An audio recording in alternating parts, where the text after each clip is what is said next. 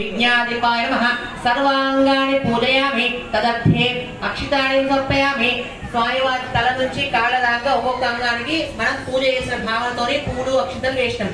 ఇప్పుడు అష్టోత్తరం చెప్తా, అష్టోత్తరం పూలు అక్షింతలు వేస్తూ ఉండండి. గమ్ గణపతి నమః లేకపోతే గణేశాయ నమః అనుకుంటే వేయుడి. నేను చేస్తే 108 ఇక్కడ దగ్గర దగ్గర 56 మంది ఉన్నారు. ఇంతమంది గమ్ గణపతి నమః అంటే ఎంత పాజిటివ్ ఎనర్జీ, ఎంత నామస్మరణ అయినది, ఈ యొక్క ప్రదేశం అనేది ఎంత పాజిటివ్ వైబ్స్ వస్తుంది అనేది ఆలోచించుకోండి. మీరే పక్కన ముచ్చట పెట్టుకుంటూ నేను మంత్రం చదువుకుంటే మీరు ఓసుకుంటూ పోతే కాదు. గమ్ గణపతి నమః కాన్సన్ట్రేటెడ్ గా చేసుకోండి.